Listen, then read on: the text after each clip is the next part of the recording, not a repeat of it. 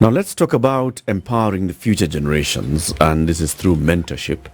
Our next guest in the studio is a gentleman who is a community leader, is also an aspiring political leader, or he's a political leader, but he's aspiring to be elected in the future. He's tried once, didn't convince everybody, and then he is also an author. He is a founder of a company called Questworks that's involved in very many things, including green energy. He is also a mentor, and also the guy in charge of the guy behind MENTORTHORN. Tim Kipchumba, good morning. Good morning to you, Eric. Mambo namna gani? Salama sana. Thank you for having me back again. Good to see the last time you came, it was right after the election. What happened? And we won. Elgeyo Marakwet. Yeah. You won. I didn't get the seat, but I'm just standing. I'm the standing. You're the standing senator of Elgeyo Marakwet. Actually, incidentally, when I met the president, he just apologized. It's like, Tim, I'm so sorry. UDA had to win that one. Oh, But you initially were in UDA. Yeah, I know, but as happens, it's not an open secret. UDA elections have not been very transparent. Okay. But it's like all elections. He apologized for all those things. You made peace. As a standing member of the Senate for Elgeyo Marakwet County, karibu sana. No. Yeah, more like as a mentor today. As a mentor. Thank you so much for having me again. Very good to have you. City, then the proverb now. Yes, our proverbs for the whole of this week come from the Republic of Liberia, the oldest republic on the continent of Africa. Okay, one cannot be at the mouth of a river and use saliva to wash his hands. One cannot be at the mouth of the river and use saliva to wash his hands. In the previous one, I had actually talked about mouth being the source. Yes, so I've been corrected. The source is the head of the river. The mouth is where it's now meeting the larger water body, where it drains into the lake. So you cannot be there at the end of Tana River. Maji mto mzima inakuja, and then you to wash your. What do you think the Liberians are telling us to? I think the Liberians are saying,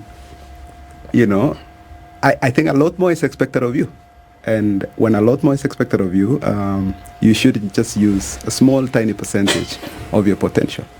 You should make the most of the resources you have, whether it's human, whether it's physical. And I think that's true for Africa, it's true for Kenya, it's true for who we are as a people. I think so. I think that's the meaning that I drew from that Liberian saying. Spoken like a mentor. So tell us about MENTORTHORN. So MENTORTHORN is really a mentorship marathon, which is, we had this idea accidentally. I met two governors coming out of the gym one day in 2006, April. And they said, Tim, what could we possibly do? I said, why don't we, instantly, something came to my mind. I said, why don't we run the largest experiential mentorship program in the country? Because there is none right now. And the idea for MENTORTHORN really is that we are a marathon running country. So it's easy for people to relate to marathon. So instead of running now, why don't we ask folks to give us 42 hours a year? So brands, leaders, entrepreneurs, let's say someone like Eric, Ndu, all of us, leaders as it were, to give us 42 hours in a year to mentor students. Initially beginning with high school students. And the idea behind 42 hours was basically based out of research done by a gentleman called Grant, Dr. Grant, which said that if you ask people to give you continuously every single day or every single month, people just get tired, even of good things. So what we thought, why don't we batch giving? Why don't we ask people to only give us 42 hours in a year? So that's like 3-4 days in a year to just go tell their stories, to help us, reverse some of the biggest challenges that are facing young people today. You wouldn't believe it, but 690 girls fall pregnant every day. 55% of high school students have tried alcohol and drugs. So I don't know, 250,000 girls fall pregnant every year. We only have transition rates of 2%, which means that for every 100 students that sit in KCSE, only 22 of them go to university. A significant number would never go there.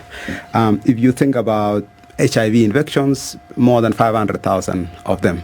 Our young people today are betting about 10 million shillings every hour. That's about, I don't know. I don't know what the number is, like 200 million per day. So, I mean, over the last 5 years, more than 650 billion was bet away. That's more than we spent on SGR. And so we thought, you know what, we really should get role models, as it were, to help us reverse role model drain. To help us, get more young people to believe that their own effort can get them what they want in life. Get more young people to wait a bit. So that's really the idea behind Mentorthorn. So what we've been doing in the last couple of years, this is our 50th edition now. We began in Elgeyo. We did Elgeyo again in 2018. 2019 we did Elgeyo and Laikipia.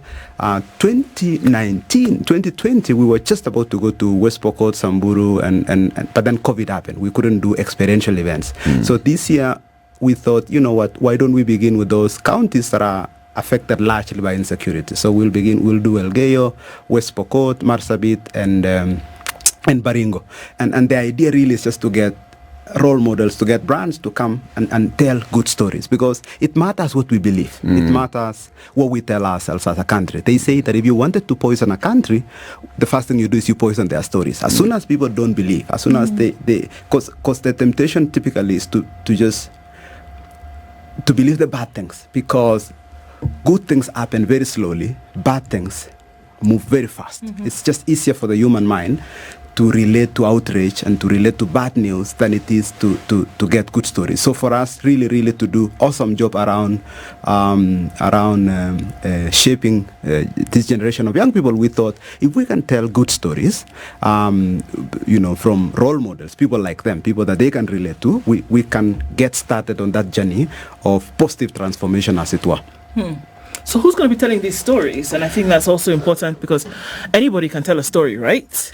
So who and how do you decide who will tell these stories in such a way that will impact the young people who are listening to the stories? So in the past, it's been many people. It's been anyone from a 19-year-old young girl called Ruth all the way to a cabinet secretary, or a PS, or a university student that had just finished college and had gotten a first-class honors, all the way to athlete. This year we're hoping to get a couple of CEOs. We're hoping to get people like, say, Faith Kipchumba. But I think the idea really is to the extent that you can be considered a role model because of something good you've done. You don't need to have perfection, because the other problem also is that many people tend to typically nitpick on any endeavor like this, because people are like, what's really the effectiveness? The idea really is to just get started with any act of kindness. The whole point really is that if we can get more of us to gift ourselves. Sometimes the greatest gift is not money alone. It's your attention, it's your time, it's your whole self. Because just there, when you've given yourself, and each of you now give yourself here. You give yourself in a way. This work, if you were strictly to do it just for money, you wouldn't do it the way you're doing it. But because you've committed that your life is about excellence, you want this show to be the world-class show it is, you're already a role model in a sense. So you would make the perfect role models, as it were, to actually come and help us tell stories. So we curate the speakers that would come. In the morning will be storytelling session. In the afternoon will be group-based discussions to talk about, passing exams, to talk about resilience, to talk about challenges that maybe a young girl is having. But we would potentially, let's say, plant trees. We are targeting to do like 50,000 trees this year. But I think the idea really is just to get as many of us as possible to have this exciting environment around, storytelling, around acts of kindness. Remember, groups that we're meeting will be largely Form 4 students. So they are 18-year, 19-year-olds. The median age of the country and the median age of the continent is actually 18-year-olds. Tim, what do you think are the main ingredients of a story? Good question. Good question. The way we think of it now, I don't know if I should answer it in the literal sense. We think of it this way. If you are Charles or Eric on Do Today, or you are Team Kipchumba, or you are, let's say, the Rendile CEO who is Paul today, and Paul Russo, the CEO for KCB, if we could tell your story from high school to date, just tell us your story from high school to date, tell us some of the decisions you've made, tell us how you've somewhat lived up to two things. One of them is self-belief, and the other one is self-control. And I'll tell you why. When we interviewed young people that participated in post-election violence in 2007, we found a range of factors that could predict the likelihood of a young person becoming violent by 91%. But one factor stood out that could predict the likelihood of a young person becoming violent by 49%. And that was actually self-efficacy, which is, if a young person believed that their own effort could get them what they want in life, they had a higher self-efficacy. And so they were 49% less likely to be violent. Today, if you ask me why are people betting, it's because people don't believe that their own effort can get them what they want in life, for many reasons. Whether it's the church, whether it's our politics, whether it's the hopelessness of the country, whether it's lack of opportunities today, whether it's seeing other people advance without necessarily having to have merit. The thing is, if you combine that now, that hopelessness, that lack of self-efficacy, and you add to that things like, say, lack of delayed gratification, you just have the worst possible combination for young people in the continent. And you don't want that, because the greatest resource is supposed to be the young people, the greatest source of hope, the greatest source of imagination, creativity, and everything is young people. As soon as you lose the hope of young people, you lost something much more fundamental. You lost actually the future. You lost the aspirations of the continent.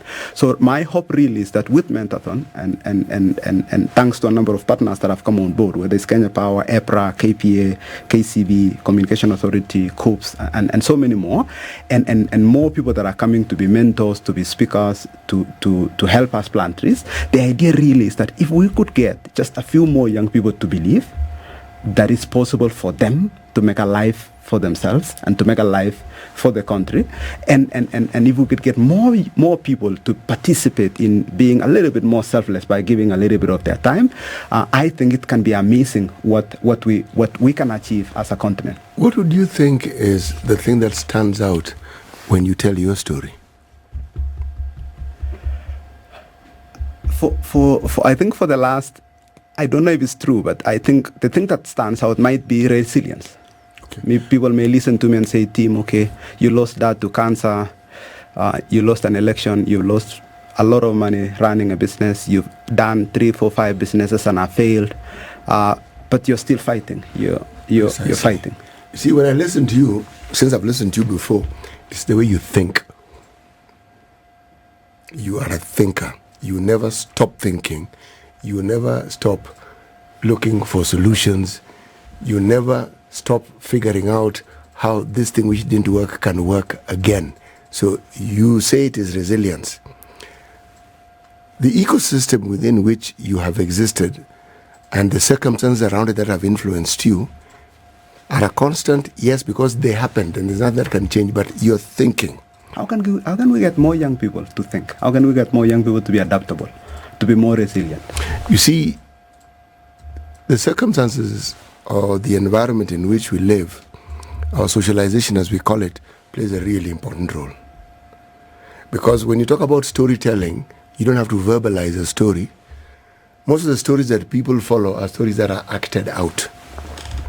If an ne'er-do-well in the village suddenly comes back after 2 years and they're driving a huge car, they're telling a story. And it's a very effective story which is supported by that vehicle. Mm. No one is going to ask too many questions about how they got that vehicle, but they like that story because it represents an achievement. That's true. You see, the value system that people embrace is what tells the story of what has influenced them the most, or what they're most inclined towards being influenced by. Absolutely. Chiti, I want to take a break, but where are you heading with this? Why did you ask Tim to define a story, his own story? He's talking about bringing people for the Mentorthorn Yes. to tell stories. Yes. So why are you heading with this? Because it is the uniqueness of the adventure that Tim has embarked on. It's the adventure that anyone who purports to be a leader should be, because leadership is not about accumulation, it's about change. Changing the way people think and changing their lives. When you change the way someone thinks, you've actually changed their lives. Now that is what you call real leadership. There are two people I'm going to... Now let me talk about three people whom none of us have ever met, okay? I'm going to talk about somebody who's called Muhammad. He was a prophet. He died a very long time ago. He didn't amount to much. In fact, there are those who say the guy never even went to school. But to date, there's another one called Jesus Christ. Fellow, just a carpenter. A carpenter makes tools and cupboards and wall units. That's what they do in modern times, okay? Craftsperson. He had a message. There's a guy called Buddha. A plump-looking fellow, okay? Nice chunky cheeks. All these people have one thing in common. They changed lives. No, but I think you're wrong there. Please tell me why I'm wrong. You're wrong because they did a research where they asked people, hey, listen, we're going to send you money today, $10,000. No questions asked. And then they monitored to find out what the people did with the money. Yes. You will not believe it. 2/3 of the money went to charity. I think... Where did they conduct this research? Around the world. So Asia, United States, a few in Africa. And you'll not believe it. I mean, someone got $10,000 and the first thing they did is pay medical cover for their families, send money to victims of floods, do 1, 2, 3. Yeah? What I actually think, I mean, certainly I do believe that we need to hold our leaders to a certain level of standard. But I think human beings are capable of so much more kindness. Actually, we are more kinder than we actually want to be. But you're not disagreeing with me. No, the reason I disagree with you is that it doesn't take anyone to be special. It just requires a little bit of kindness. Again, you're not disagreeing with me. Okay then. Okay. You're not disagreeing with me at all. Because that was a premise, isn't it? That Yes, these it is. three gentlemen Yes. were not really nobody's. special in their own Yes, right. exactly. They They're were just very nobodies. ordinary people. In fact, there's nothing much about them. Then my hope, though, is Yes. that we can get everyone, as ordinary as they are, Yes. to give of themselves. I am saying that even that person in standard 2 has a story. Yeah, of and, course. and this is something you know, okay? When someone believes they have a story and not somebody else has a story, then that journey has begun. Everybody has a story, and that story is important. Tim Kipchumba is the co-founder of Questworks and co-author and a mentor. We're talking about Mentorthorn, why Mentorthorn is a game changer. So there's an event that's going to be happening soon. He'll tell us the dates and where and how then we can also support. He said that the Mentorthorns are experiential mentorship experiences. Where is the experiential bit? So we will have, a combination of storytelling, a combination of content. This year, for the first time, we're getting, say, the CEOs in the country that are part of the sponsors. Let's say, someone like Captain Ruto, who grew up to be, more than 30 years ago, became a captain and are now risen to management. Or let's say Paul Russo, who is, a Rendile that has become a CEO.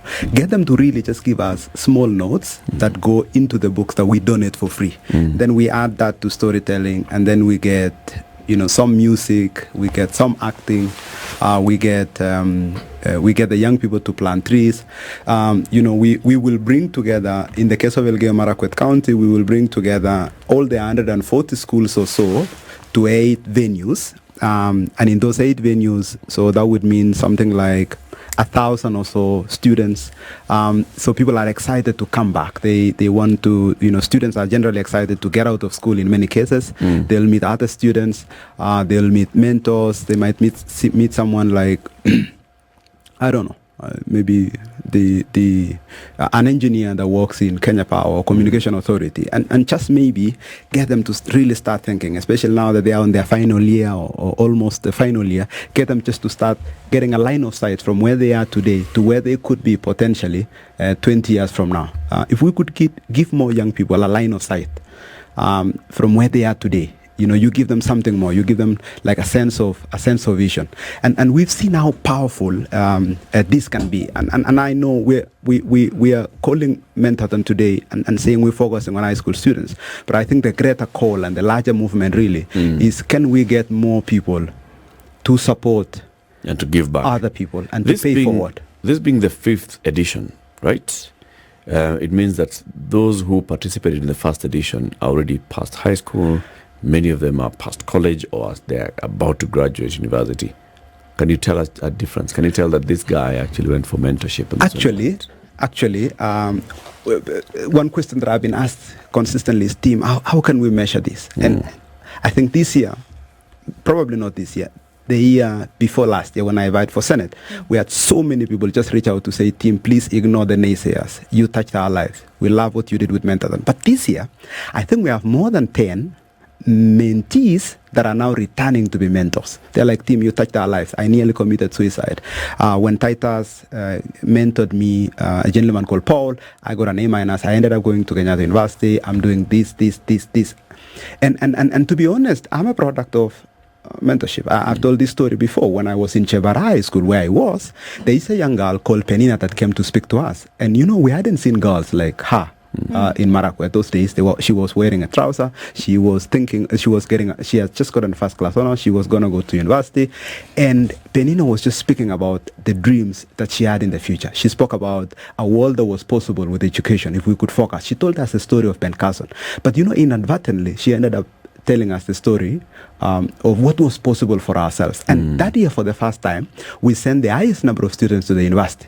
From Chebara High School. I don't attribute it completely to Penina, but that connection was an accidental one. What I had been hoping we do with Mentorthorn is we design similar accidents. We get someone like Eric to speak to the next journalist, because that's part of the job that honestly we should be doing. And we've seen how this has changed generations.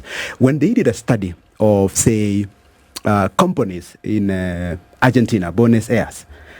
A couple of years ago, there was no company that was existent. When they do a story today, when they did a story a couple of years ago, more than 200 companies are traced to 3 companies, because those founders had awesome successes. One of them sold for $700 million, another one $350 million. Then they took the money, instead of going to buy rental buildings and build rental houses and retire, the only thing they did is come back and become mentors and become investors for the next couple of companies. Today we know Argentina and Buenos Aires in that case as a fintech app, as a technology app. We know Istanbul as the same. We know Silicon Valley. Silicon Valley can be just traced to 3 companies alone: Xerox, IBM. And why is that? Because a few of those people just decided that their life had to be much more than their own success alone. If you think about, say, a company like, say, YC is a Y Combinator. It was begun by a gentleman with his wife called Paul Graham. And you know how many companies that have exited billions of dollars out of Y Combinator? You cannot believe it. And the only thing they were doing is that they had a little bit of more the success, the two of them. They decided they're going to take their money, set up this fund called Y Combinator, and they will invest a number of companies. Every year they've been investing. I think the last couple of years they've invested more than 400 companies. So many of those companies have gone on to become billion-dollar exits for the country, and on and on and on. And I really think that the point that I'm trying to underscore here is that if we can rally ourselves to get more leaders and more entrepreneurs and more brands, and each of you and each one of us to give a little bit of ourselves, just maybe we might be able to catalyze a much bigger, and I mean that in a literal sense. Anyone that supported the president in the last couple of years has a chance now in this government. Where were we? Some of us that didn't support him. Probably we didn't support him enough for us to be known to him. And therefore, I say, we should give ourselves. Give yourself to a leader. Give yourself to a company. Give yourself to a cause. Commit to something that is larger than what you do every day. But I'm asking you, hopefully, make one of the commitments that you could make to give your time and your experience and your expertise and your could be mentorship. Do you think that's what's missing? Because if we talk about society being a total of units, right? So your unit being the individual, and that if you have a society that is not, punching at its weight, and the only reason is because you have individuals who are not punching at the individual weight, so they cannot come together, as then society, as communities. So would you think that that's what's missing? That we have, whether they be young people or older people, who then don't have that connector that you're talking about now, to open up the mind, to think a little bit different. We spoke this morning about a huge number, 600,000 students today who have not applied for placement in university or college. We don't know the reason why every single one of those 607,000 people have not. But suffice to say that we can infer that, there's lethargy at some point. There's the feeling that I didn't do enough to get to the place where I can be in university, so I'm not even going to bother to go through that process. So is there something that needs to be unlocked in the minds of people to say then, how then can we actually contribute towards society, towards community? And maybe one of the keys to that is to having somebody else who has then speak to that space. I mean, I think you are right on the money. I think that the greatest opportunity, today we have nearly 10 million young people today in Kenya that are underemployed or unemployed. I think the greatest window for them is have them volunteer somewhat. But for them to volunteer, you will need people. For them to volunteer and become apprentices, you will need people. You will need Andu that can say, hey, listen, young lady, I'm going to hold your hand. The only thing I want you to do is to give me 100%. If you give me 100%, in another 6 or 7 months, you will be able to do 20-30% of what I do today, and that's enough for you to get started on your job. So I totally, absolutely agree. I think that if we completely relied on governments alone to solve, in fact, it's been proven already in many countries around the world, governments barely on their own make a difference. What really makes a difference in many cases is entrepreneurs. And entrepreneurs it's in the broader sense. Entrepreneurs, whether it's mission entrepreneurs, it's individuals that are taking risk in places where it's unlikely for them to succeed. Government does play a significant role, but you still need all these changes. And in many cases, actually, some of the best ways for governments to move requires changes. It requires people that are like, I'm going to change 1, 2, 3, 4, 5, 6. And hopefully, you hope that those people that have positions of power have also the empirical data supporting the kind of changes that they are pushing. And I don't know, ALS Ice Bucket Challenge began very simple.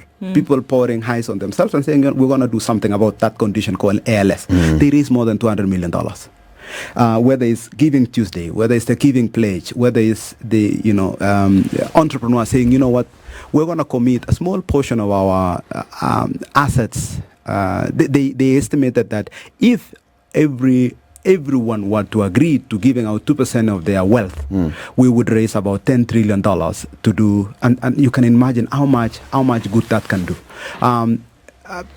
But sometimes when you ask people for money, you blind them completely from the opportunity. I think the real opportunity is to ask people to give of themselves. And the easiest thing to give is your gift. Tim, why do you've said something that I find interesting. Why do you think people suddenly react interestingly when they asked for money? React interesting. Because I think it's one of the. I think part of it is people that generally have money are protective of themselves. So as a rule of thumb, I raised capital for our company, more than maybe 1.5 billion over the last couple of years. When I began initially, I would ask people for money, and people will give me advice. So I now really believe that thing, that if you really want money, you have to ask for advice, and if you want advice, you have to ask for money. because and then the money really follows the opportunity. So sometimes I think the greatest thing that I could potentially do if I was a young entrepreneur or a young aspiring leader is, not to put money ahead, but to put something more important ahead. And even just getting that message across to young people is very difficult. It's very difficult, and that's really what I'm hoping, that some young people may relate to, they might relate to someone, and I'm hoping that if they can listen to, say, Dr. Raul Fuquero, who is my partner in Questworks, or they can listen to a student that is not a student but a technology engineer at Microsoft, whoever it is that they can listen to. When they interviewed a number of engineers a couple of days ago in Microsoft in the US, they asked them who their role model is. They mentioned Juliana Rotich. Okay, right. Because of our work in technology, in advocacy. So if we can get more young people to believe that if we can get more people to potentially tell their stories in a more imaginative way, in a more creative way, just maybe we might get a few less young people not applying to university. I don't think it's purely.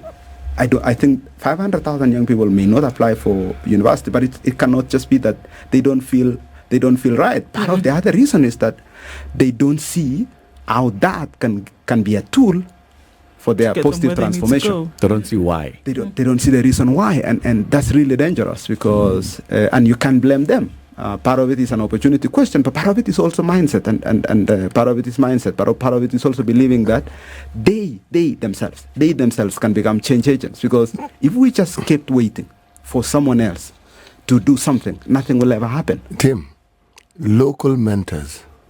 How do you determine and decide who it is who would qualify as a local mentor? Somebody within the locality of Elgeyo Marakwet. So it will be I don't know, a student that has potentially gone to university or didn't go to university that is doing reasonably well, a young business person, maybe an athlete, because what we really want is not just academic success, it's human excellence, it's resilience, it's something good about you that someone else can say, you know what, just maybe. And we don't aim for perfection, because if we insisted that generosity has to be perfect, we miss the point. Mr. Beast is successful, everyone criticizes him all over the world, but he catalyzes so many millions of fans on a new wave of generosity, on a new way of kindness. So all I'm really saying is, just maybe, everyone can be a little Mr. Beast. But do you vet? We vet, of course. We vet. Because just like the other example City had given, somebody who everybody knows this guy, and then he leaves and comes back driving a huge car. And you really can't put the connection between what he was doing and what he may be doing now and how he's acquired the vehicle. But then they're coming back to the community and saying, they could be coming to say, so believe in yourself. So we vet. But remember, if we're going to have, we probably got like 200 mentors now, we might get it wrong on 1 or 2 or 3. But really broadly, if we have net positive experience, it will be good. It will be good for the mentors, and it will be good for the students as well. In an earlier time, before this information age, that story was very easy to tell. If you're talking about post-independence and just immediately let's say talk post, the benefit of going to school was obvious. That's true. Because somebody who went to school got a job. When they got a job, they could buy a car. Let's start with bicycle, just so that we progress. Okay? And then when the house was not the issue, the roofing. It was corrugated iron sheets. You moved in. It made, yes, and somebody who had corrugated iron sheets on their parents' home, it was the best advertisement for education. If so and so went to school and this is what they can do, I think this education is a good thing. That's true. What is the thing that we can now look at, and we're talking about young people can look at and say, they look at that example and say, this is a good thing. It is worth my while to bother with education. You see, the narrative of education for work, that has to change. That's true. Agreed. Absolutely. When I asked for votes in Elgeyo, I told the people of Elgeyo Marakwet County, this will be the first job I get. Since I finished college, I worked for 3 years. I became unemployed. And then we began the company that is Questworks. And on my own with a small team, we began something. It was small initially, 4 people, and then 9 people, and then subsequently 100 people, and then I think 200 at its peak direct employees. And then indirect, it can easily be another 200, 300. And I would ask them that, so I understand what it is like to begin something, to build something from nothing to something. Yes. And so if you give me this job, I'll take it seriously because actually, I understand how valuable it is to go out there and create jobs, and I will do my level best. If I become your senator, to be a champion of more folks that are we're gonna use regulation as a basis to try to create more opportunity. I wrote books for high school students, so I agree with you. But to be honest, if we can get it right, 80% of the time, chance we will be okay. Because right now, what is happening is that the stories that gain more prevalence generally are negative stories. Yep. And so to the extent that you can just get exciting positive stories being told, with this age of artificial intelligence and internet and technology, you are better off because every single day, what makes it to the news is not like this morning show. What makes it to the news is what is crazy that has happened in the last 3-4 hours, or what has happened in the last 3-4 days. But that's not necessarily the right story. And everyone knows right now, and I know I'm in a media station and I should be careful what I say now, otherwise you don't receive me next time. But media generally and news generally is bad news, because that's generally what the human brain will absorb. And so over time, and it's already clear, over time, the story that needs to be told is rarely the one that makes it to the news. You will never know the small young man that began a couple of, 20 years ago, and spinned off, let's say, retirement benefits authority, and today is the CEO called Charles. You'll never know that story. No one will tell you about the only dealer that has become a CEO. No one will tell you about, the journalist that is running Communication Authority with Universal Service Fund. No one will tell you those stories. The stories that will make it today is floods, it's corruption, it's fraud. And so I'm really just hoping that by getting and catalyzing more folks to tell good and exciting stories to young people, we are doing 2 things simultaneously. We are helping those young people to have a sense of self-belief.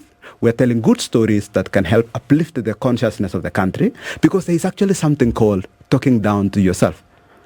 If you tell negative stories continuously, you really suppress the potential of what is possible in the country, what is possible for young people. And we are seeing that every day. Even if, forget media, even just social media alone just tells bad stories every single day, which is why I gloss over the bad things that are happening to young people today and speak more to what those young people could potentially do with us, what those young people could potentially achieve, with the help that we potentially can give them. In your organization, do you have a space for young people to contribute to informing and advising you as to what it is that young people actually want and desire? I love that. When we wrote this book, I got a full class of, I think, Form 2, Form 3, Form 4 students to give us feedback when we wrote Unstoppable. The same for Different Millionaires.